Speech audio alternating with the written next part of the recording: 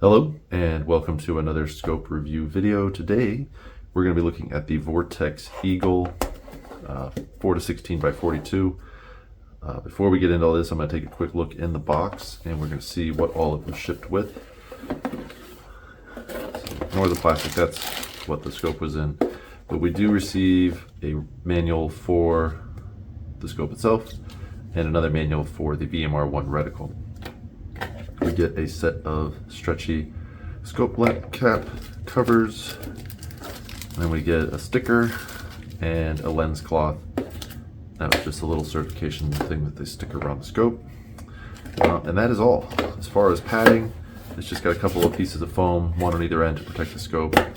The box itself is pretty sturdy, pretty standard fare for Vortex scopes.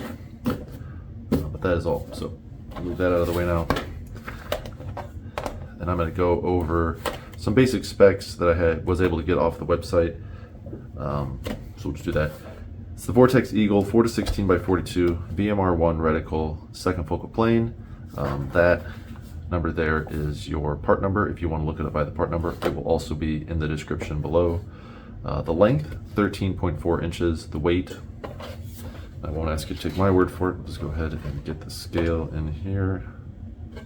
Got turned on. Now I've weighed it previously just so I would know, and we're getting 16.4. It said 16.5, so a tenth of an ounce one way or the other is not going to make a difference. We're looking just about 16.5 ounces, which for a 4 to 16 scope is not, overly heavy. It's actually on the lighter side. Field of view at 100 yards is going to be 25.2 feet at the 4 power and 6.3 feet at the 16 power. So that is a little bit narrow, but that's partially because we only have a 42mm lens instead of like a 44 or 50 that you might find on other scopes. Eye relief, 3.7, sort of. I'm going to get into the details of that when we look at it on the fixture and out in the field, but basically the eye relief shifts a little bit in as we get up to the top of that magnification range. So they say 3.7. I think that's true for most of the power range, but at the top we lose about a quarter inch, so it's going to go down to about 3.5 at the max power. Tube diameter is 1 inch. Our turrets are 1/4 MOA per click for adjustments. Our travel per rotation is 12 MOA. Our total travel on the elevation is going to be 55 MOA. Total for the windage is 60 MOA, and we are graced with a parallax knob on this one that goes from 50 to infinity.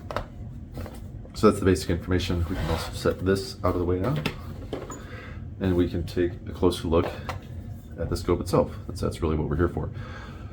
So at the back we have our rear adjustable lens, and it has enough to purchase on here, but it's a little bit smoother than I would like.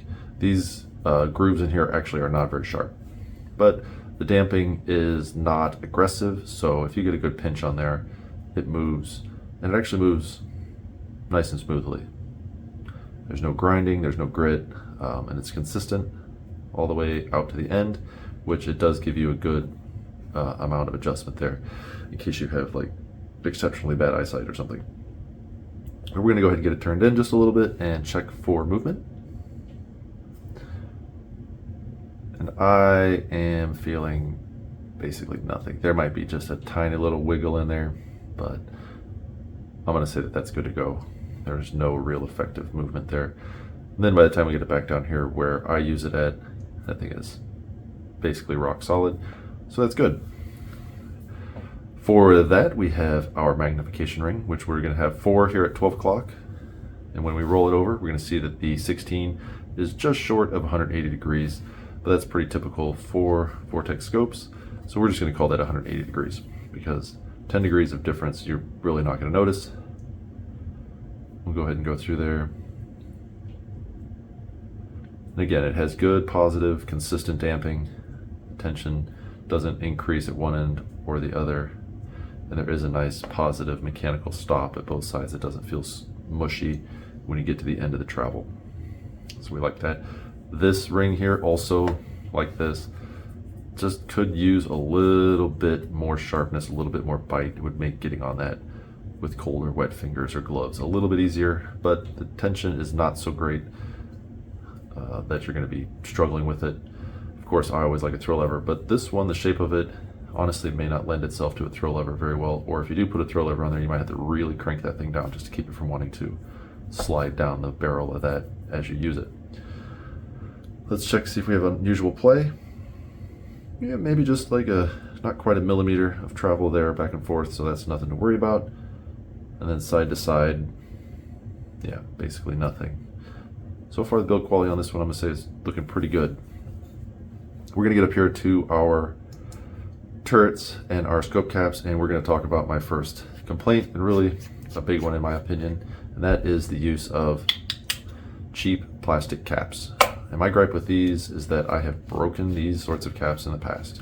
If you drop this gun on, pretty much anything that's hard, whether it be a tree or you bang it off of your ladder stand or something like that, there's a real chance you're going to split these. I've had them also be over torqued, so we really crank on them and rip out the plastic threads. Which on these ones, which now I've had on here maybe 12 or 14 times, I am starting to see a little bit of wear in those threads, and it's leaving just a little bit of plastic and the stainless steel threads on the scope itself. So honestly, I don't know why you would even put plastic caps on a modern scope. I don't think the aluminum ones are that much more expensive or difficult to put on, since basically every other Vortex scope I have has aluminum caps.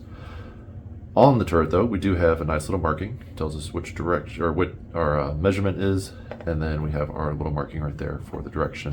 The same is true of the windage turret. And we're going to take a much closer look at these over there on the fixture when we get up close to them and really look at them. So we'll put those back on there, try not to break them. And then we go over here to this side and we have our adjustable side focus. And when I first got this out of the box, it was real tight. And it has broken in since I have been playing with it for the last couple of weeks and haven't had it to the range, and was able to dial it out there to distances of 100 yards. And then also I've done a little bit of the filming already for this and had to use it. And it's still got plenty of tension. It's not just like gonna bump if you bump into it and roll, but it's loosened up just a little bit. It was pretty tight when I first got it. And then roll over here to the bottom and we can see that this one is the Vortex Eagle, and it is made in the Philippines, which is a nice little thing because a lot of people would just assume not buy a Chinese scope. This one is not. I believe it's probably made in the same factory as the Diamondback Tactical, the 3-9 and the 4-12, because the construction is very similar. But we're going to look at our anodizing. And we can see that it has a more shiny gloss finish, which does resist marks. It resists fingerprints and all that stuff. So if you like your scope to stay nice and clean, this finish is going to do that a little bit better than some of the more dull matte finishes that tend to pick up fingerprints and scuffs a little more easily. And then at the front, we have our lens. And it is threaded, though it did not come with a sunshade. I would be curious to see if something like the Diamondback HP, which also has a 42mm front lens, if that sunshade was through into this. But this is sort of a budget-friendly option. Honestly, the only place that I know to get it other than online is to go to Academy Sports, and they currently have it on sale. This is Black Friday time period of 2025, $149. That's why I picked it up, because I thought that was an awfully nice scope for $150, especially being made in the Philippines and having side focus. So that is the scope. I'm going to go ahead and move us over here and get us mounted in a set of rings, and then we will be able to look at that reticle and the turrets in more detail. So we'll be right back.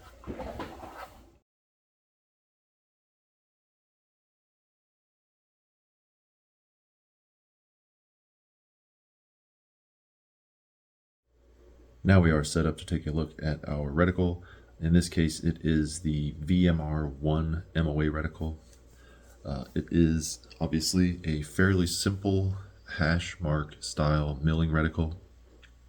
And on those hash marks, we have 2 and 4 MOA increments. The small hashes are going to be 2 MOA, and then the large hashes are going to be 4 MOA. So on the 12, 3, and 9 o'clock stadia, we're going to go out to a total of 18 MOA, and on the vertical 6 o'clock stadia, we're going to go all the way out to 30 MOA.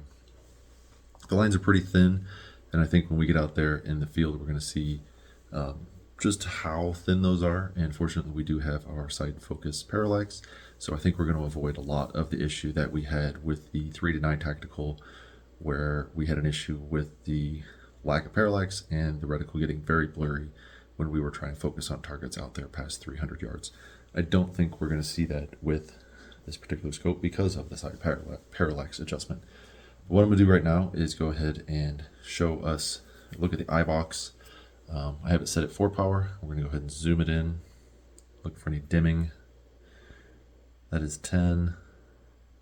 You can see as we get up here to 16 power, the image looks bad. Those shadows crept in real bad. And that is not the actual scope lacking brightness, it is a shift in our eye relief.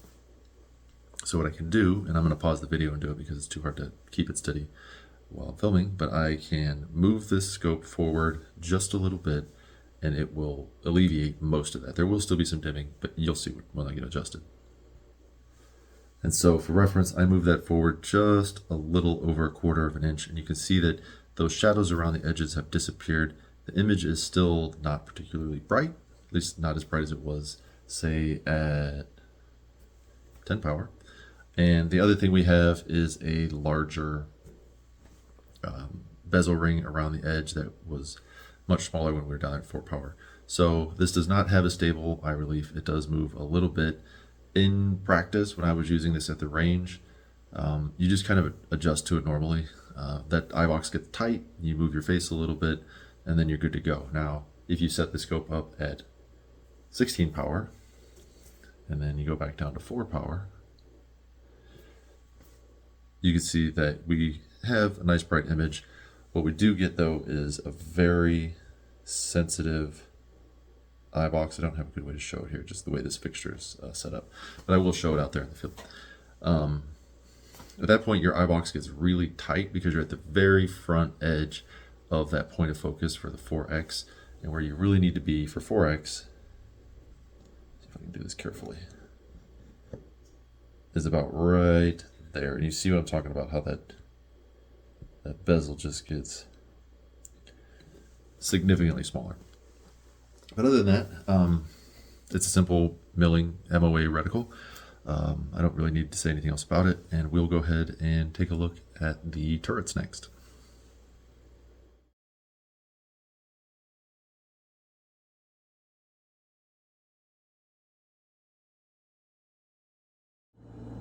Now I have us set up to go ahead and take a look at our elevation turret, and the first thing I'm going to do is get our plastic cap off of there. As we can see on the inside of that cap, the threads are already starting to show a little wear. You can see a little bit of that white fuzz fiber, whatever that is. That is actually plastic getting chewed up by the stainless steel threads down here on the scope itself. So I'm going to set that out of the way, and the first thing I'm going to do is go ahead and give this a spin, let you guys hear it and see how it moves.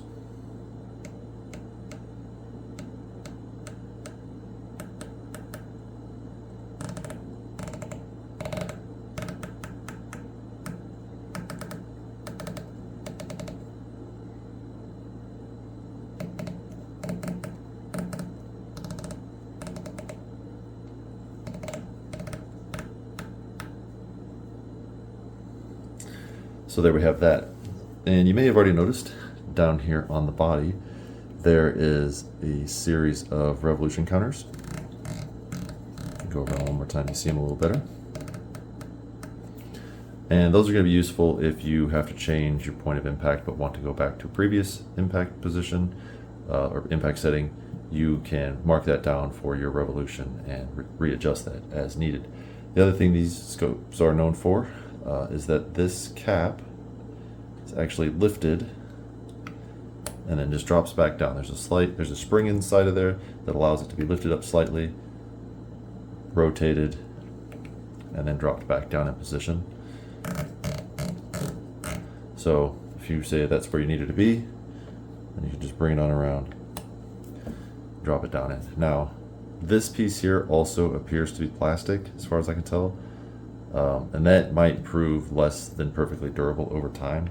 I just don't like the idea that it could miss that tooth for the splines inside that turret and then have to drop in there. And it could slowly wear that out over time, and you could develop some additional play in that turret. I do wish that this was aluminum. I just don't think that it is. No, I don't think it is. Other than that, the turret movement is actually pretty crisp, pretty clean, and it's got a decent feel. And there's enough knurling up here on the top of this that you're getting a good grip on it. It's not too small, and it works fine. I did track this a little bit when I was out at the range, putting the 0 on my rifle.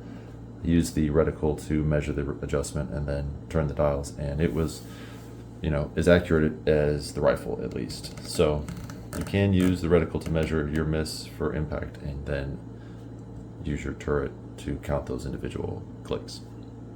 There's not much else to say about this. It does have a thing up here, tells you that it's a quarter MOA per click, and we have our revolution or direction of travel there on the body. But I'm going to go ahead and get this cap put back on and get us moved over, and we will look at our windage turret. And now we are over here on the right side of the scope to take a look at our windage turret, and you can see that it is marked for left and right rotation. On the back it's going to come around to 6 before it starts going in the opposite direction. And we also see that it has the lift to set, the 0, and those revolution indicators on the turret body there. I'm going to go ahead and give this one a little turn and let you guys listen to it, and I'll be quiet.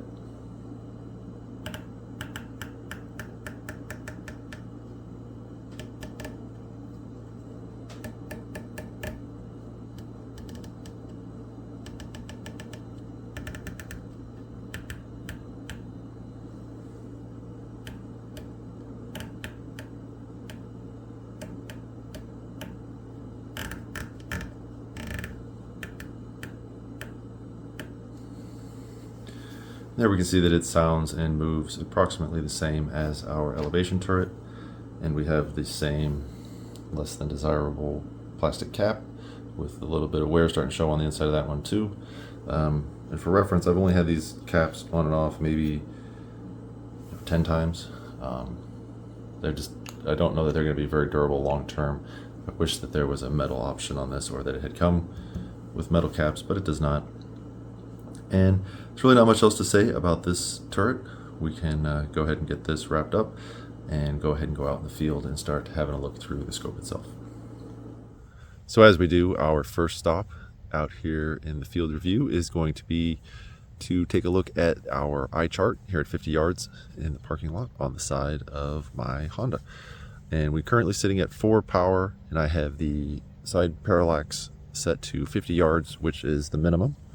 And we're going to go ahead and get zoomed in. And the first thing we're going to see is that there's going to be a little dimming. Not till we get up to about 10 power, which is right there. Everything still looks nice. And then between 10 power and 16, you see that dimming coming in on the edges.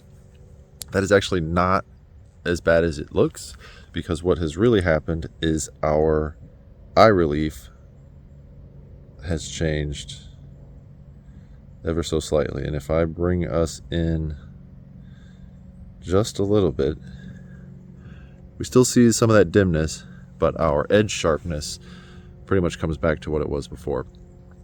So what that tells us is that we do not have a perfectly stable eye relief.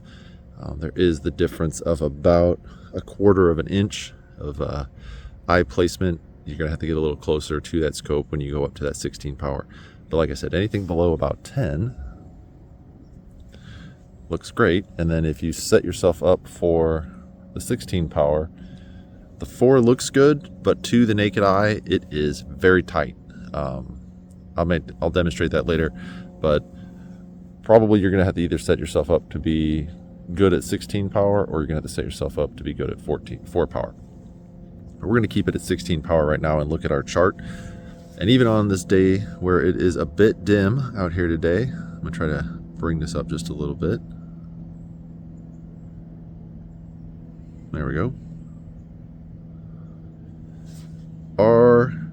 eye chart is looking quite nice.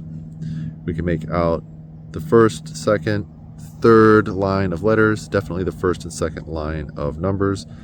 The third line of numbers, that's going to be up to you to decide. I can't tell on my screen. But it is looking nice and black. We don't have a bunch of that purple or pink tint to our letters. And we can also make out all the details on the card. The cards, the playing cards up there. We'll just tip this up just a skosh, so we can get a good look at our surprised chicken without obstructing him with the reticle. But we can see our bullet holes in both bullseyes. Those are 6.5 Creedmoor holes.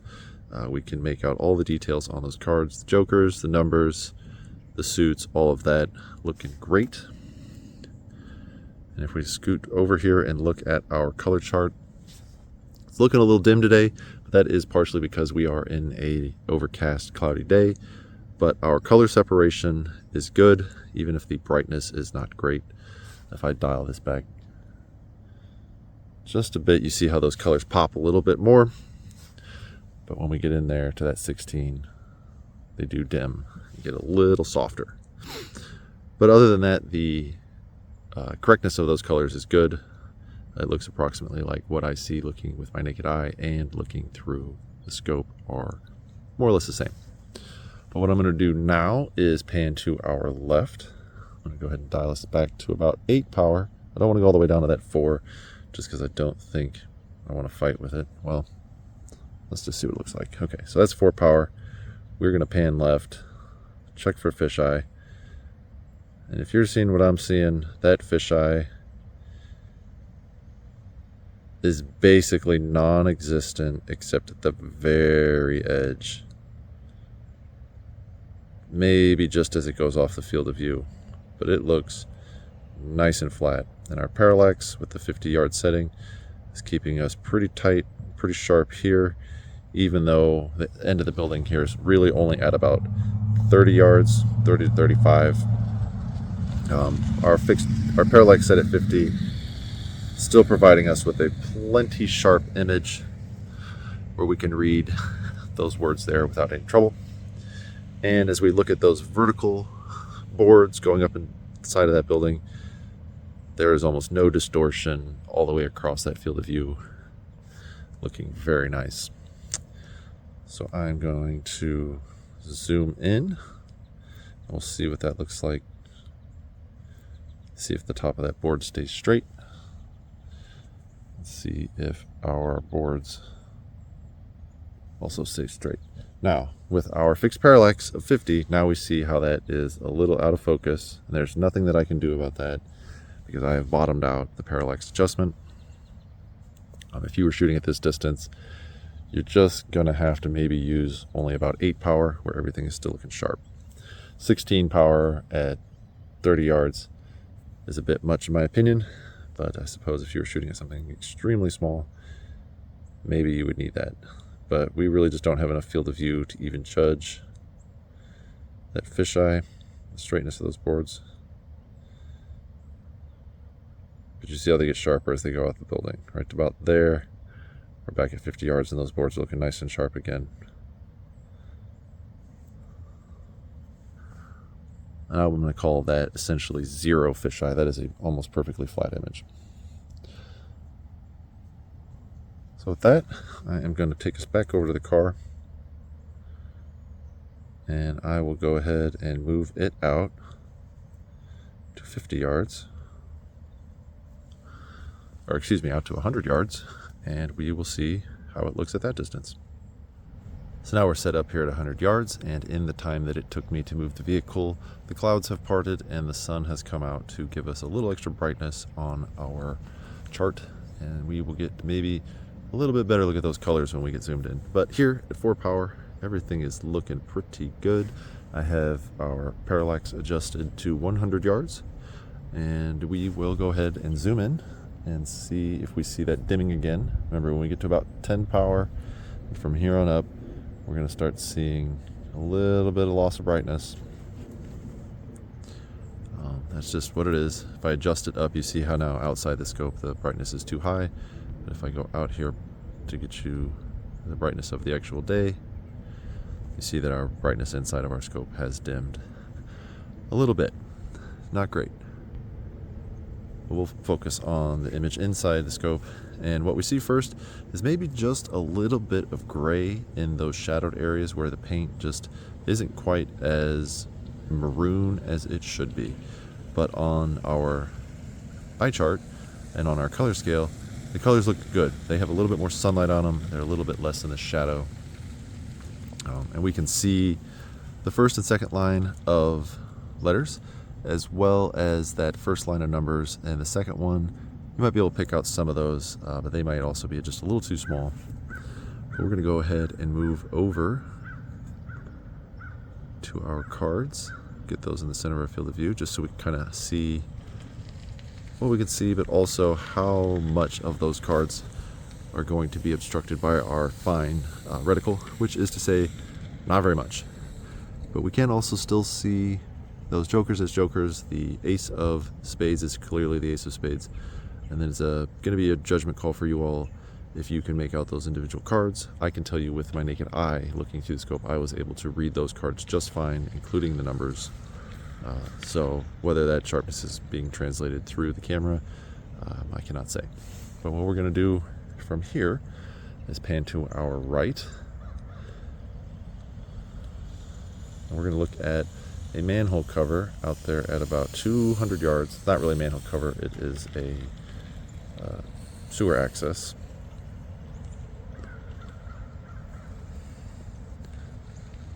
And here we're seeing some of that softness of that image. As far as colors, it's not looking tremendous, even as that biker goes by. They're a little bit sharper, but the other colors are a bit muted.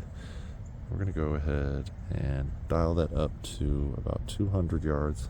You can see how that sharpness improves even if our colors aren't as well contrasted as we would like.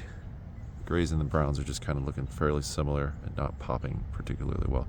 It is slightly better with my naked eye, but it is not much better. Whereas if I go back to 10 power, you see how those colors improve. So that's just going to be some of the limitations of this glass. When you get above about 12 and to 14, you just see a little bit of loss of contrast in those colors. Then we go all the way back down here to 8. Things look much better. But aside from that, I don't know if there's much else that we need to talk about. I'm going to go ahead and pan back to the car. And I will go ahead and get this boxed up, head on out to the floodplain where we can look at our more distant buildings and signs and get an idea of how it's going to do out there.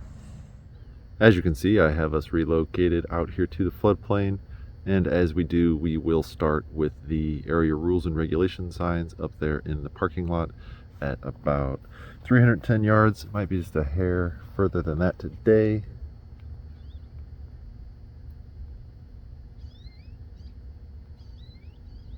$315. Brought my handy rangefinder to get us some ranges today.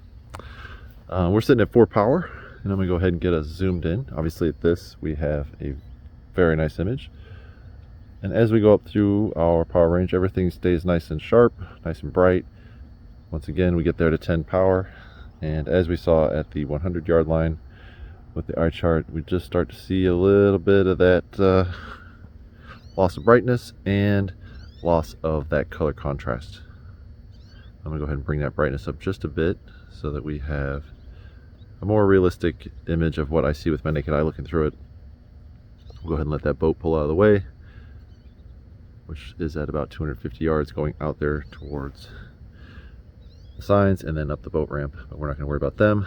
What we do see on our signs is a good image. Our chromatic aberration is low, our black lettering is mostly correct. There is just a little bit of tint that I could see to those colors, or see some tint on those letters when I was looking at it before I started filming, but it is not aggressive. I was able to read all of those signs, the yellow ones and the white ones, particularly the one that says pets must be on leashes. That is the sign 2 to the right from the yellow one. That one is always the easiest one for me to read for whatever reason. I don't know if it's just the letter combination or something like that. But we're going to go ahead and pan over to the right a little bit and look at some other vehicles. We have some, what is that, a minivan. And we have a black truck, and you can see that that black on that truck is just not as deep a black color as we would like. It just has sort of a soft grayishness to it. It's not that the lines are soft, it's just that the color correctness is not great. Then we'll get over here to this one, and we are going to be able to see some chromatic aberration on this vehicle. With the bright silver paint and the dark black tint, we do see some of that purple pink fringe there towards the edges. We're also able to see that mirage in the air today rippling across there. On this one, if I go ahead and just dial us back to about 12, you see how some of that chromatic aberration is minimized, but it is still definitely there. And then by the time we get down to 10, I need to bring this brightness down. We have a very nice image with, you know, bright crisp colors and better color contrast. But I'm not going to harp on that a whole bunch right here. We're going to go ahead and move on to our first building, which is out at 335 yards today. We got to pan a bit to the right. I am going to move us back down to 4 power before I do that. Pan past these trucks, including that red one. We're going to look at our power pole, which is dead nut straight all the way across our field of view. Same with the next one. And then that brings us out here to our first building. The range to this one today should be right about 335, 332, and the pole with the transformers on it, 325 yards. So just keep that in mind. I do have our parallax set at 300 yards. I will give it just a little tickle above 300, and then we will go ahead and zoom in.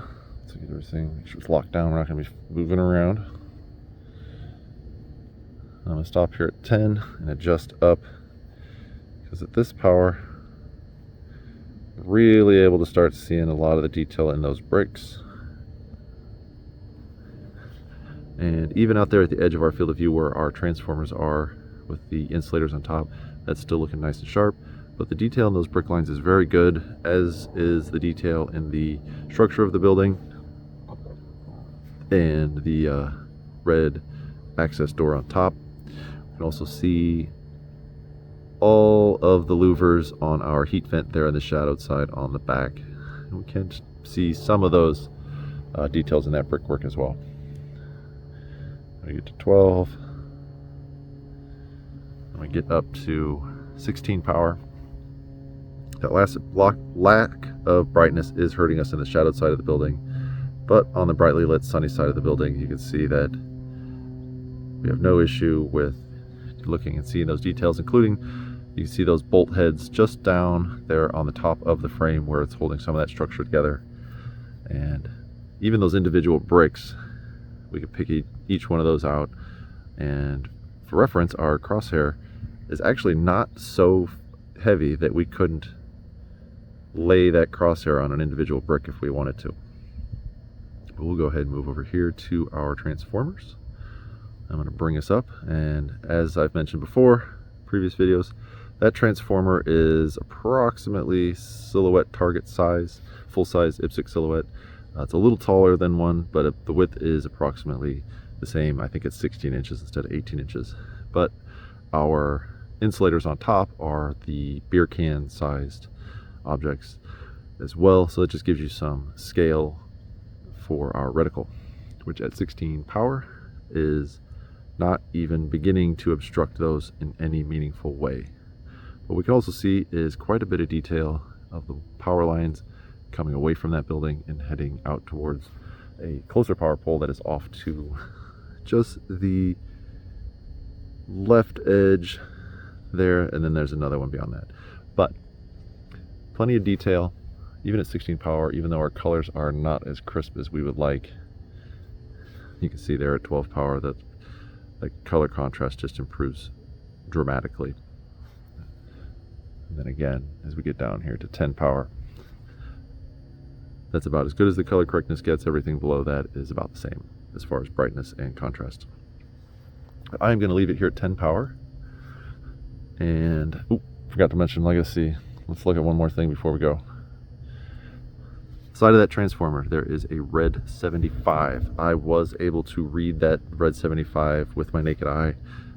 You'll have to judge if you think that you can read that down there at the bottom of that center transformer. All right.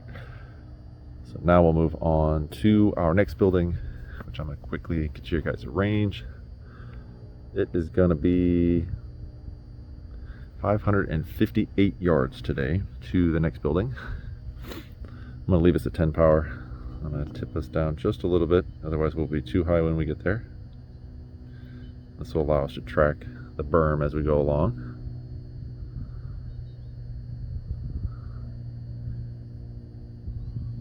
There's another pole, still nice and straight.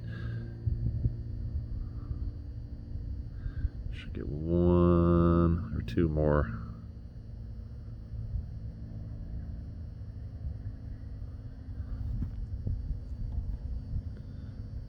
And then we will get over here to our building. Bring this down.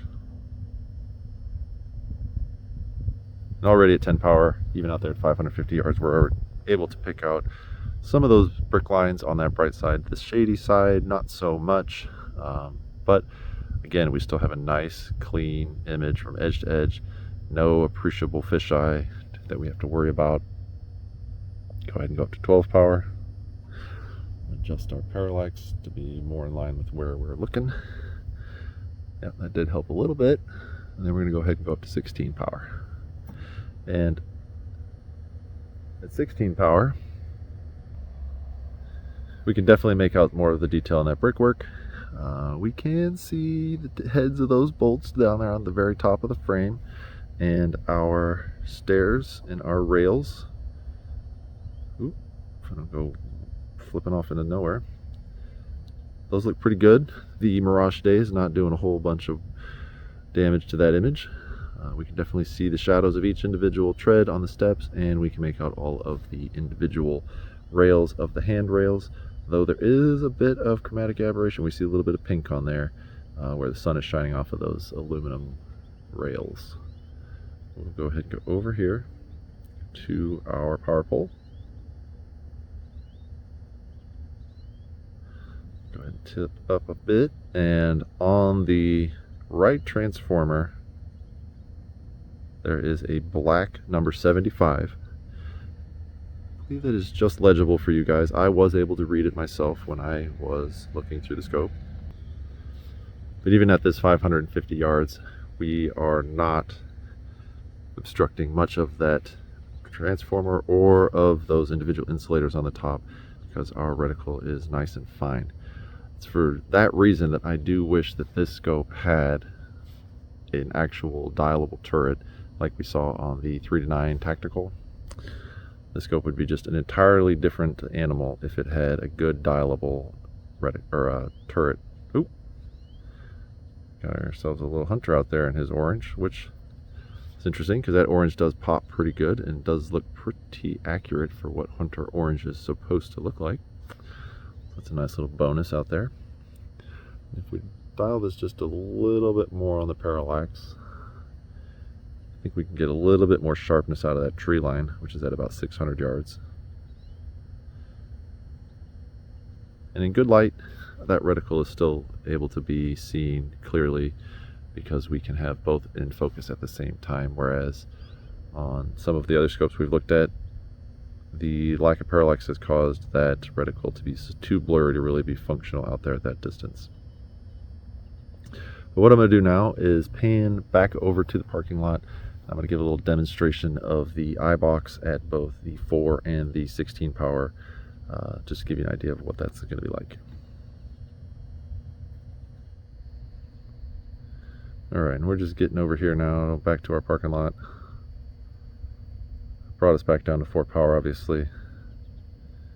We're going to get focused on, we'll do the red truck and the trailers over here. That'll be fun. Just give us a nice little difference in color.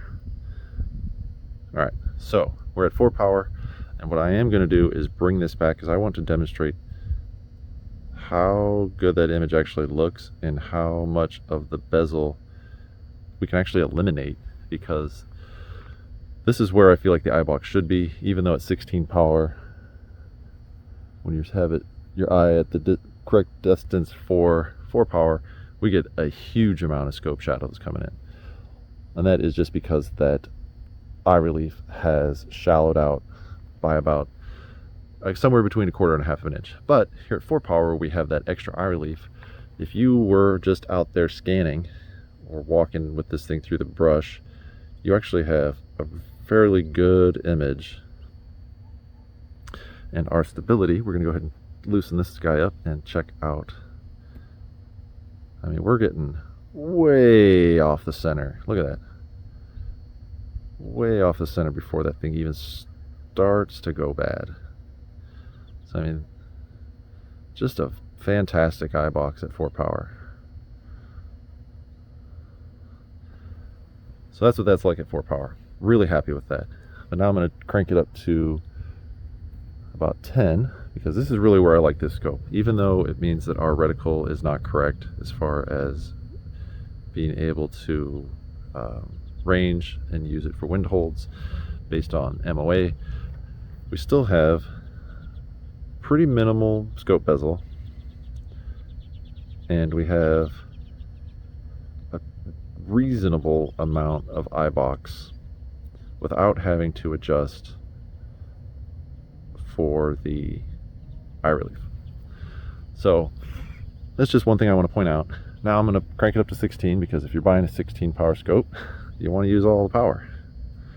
And I think in situations where you might be sitting at a bench or in just a really good fixed position, this 16x is going to do you plenty good. You're going to be able to use that. It's not bad. But what is not really very good is our Eyebox. I mean, we just started to move and it's starting to go. And you get much more than that and it's blacked out.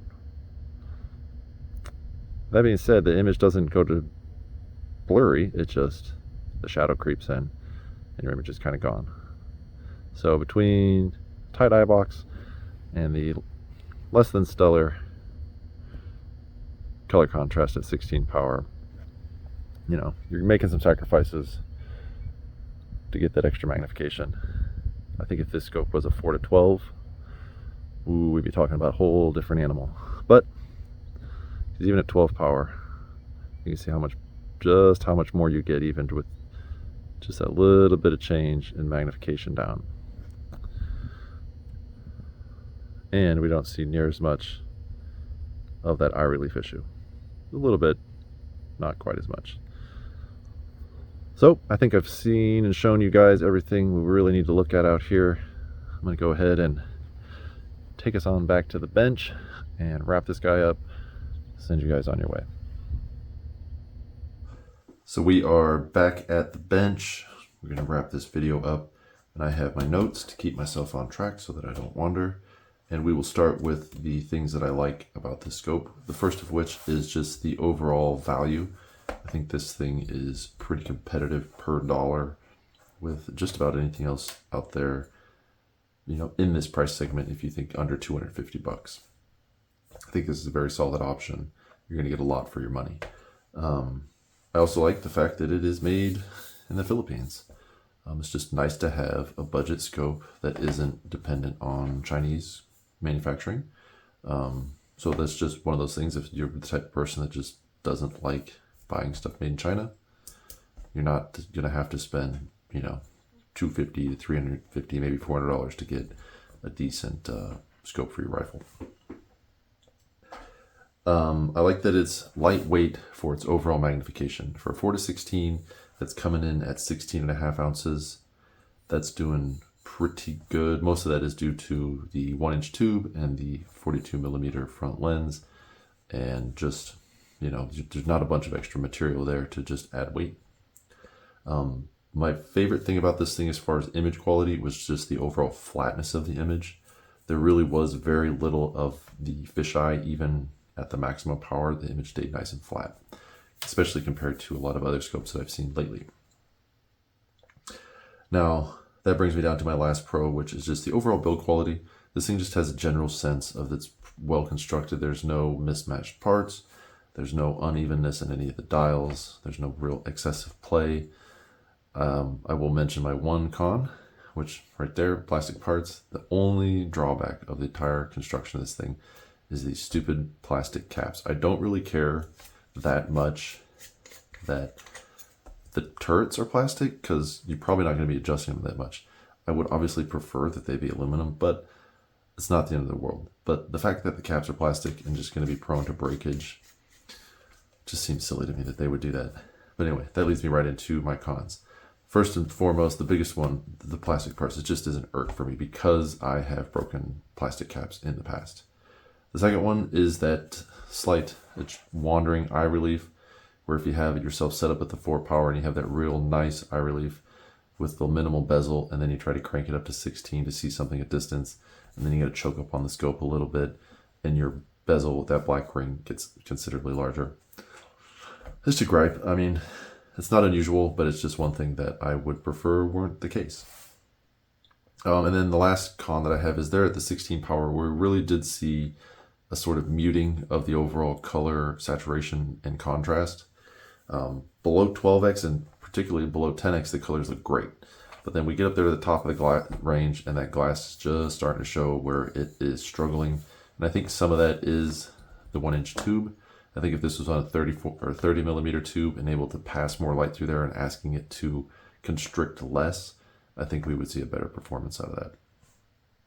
Now, my other gripe that I forgot to write down here, but I remembered as I was sitting down here to record this, is the fact that this is limited distribution.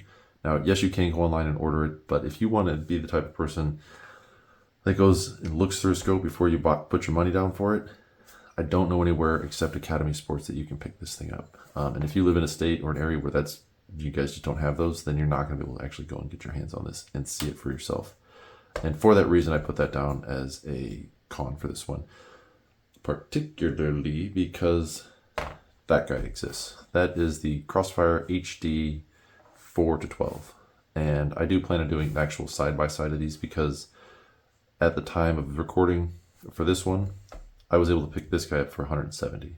So 170, and you can find this thing basically everywhere. It's going to be the new Crossfire lineup. They're going to be in stores everywhere. Versus this one, which you have to take a chance, order it online, and just, hope that you like it when you get it. I think that this one would be a better scope if it was more widely available. This one, you're going to see, and I've done a little bit of preliminary use of that one, headed to the range a couple times. That one, I think that one's going to be a real winner. We're going to put that aside though, because we're going to have a video for that one later. Stay focused on this, not go down the rabbit trail. Price-wise, for the last 3 years, every year, Black Friday week prior to Black Friday, $149, brand new. Normal price is going to range up there closer to $199 to $219. Rest of the year, sometimes you might see it on sale like 4th of July timeframe. Might come back down to like $179 or something like that. I don't remember. But then used, I've seen very few of these used. The ones that I did were usually not during the Black Friday time period, and they were in that $150 to $170 price range new, probably because people bought them for Black Friday, changed their mind on it, upgraded to something else, and we're just trying to get their money back. So, very solid option. I forgot to put my little note down. Who do I think this is for? I think this is just first and foremost for people who need or really like that 4 to 16 power range. The 4 end at the bottom with the nice Eyebox and the wider field of view is going to be useful for everybody. The top end 16x magnification for those guys who are trying to stretch their rifle out a bit. It's going to give you enough magnification. Now, of course, we saw that the image is not as bright and the colors are not as great. So if you're in very low contrast areas, you're going to want to, have plenty of illumination, because in low light, that might hurt you a little bit. But I think this is just going to be a good scope that you could toss on really just about any mid-range hunting platform, bolt action, whether it be 308 or even a 5.56 gun or 30-06. I think you have enough eye relief for that extra recoil that it's not going to be bumping you in the face. Aside from that, I think, just a good general purpose scope. I think a lot of people will be happy with it. The fact that you can go with the cheaper 1-inch rings and save a little money and weight in that regard too is going to be advantageous for some people. But with that, I think I've said everything I need to say about the scope. Would like to ask you to subscribe if you've enjoyed this content, or hit that little like button. If you own one of these and you have any experience with it, any long-term experience with it, please just put it down there in the comment section and let me know what your experience has been with it. Have your caps held up. And other than that, I thank you guys for coming to watch my video, and I hope you have a great day, and I will see you in the next one.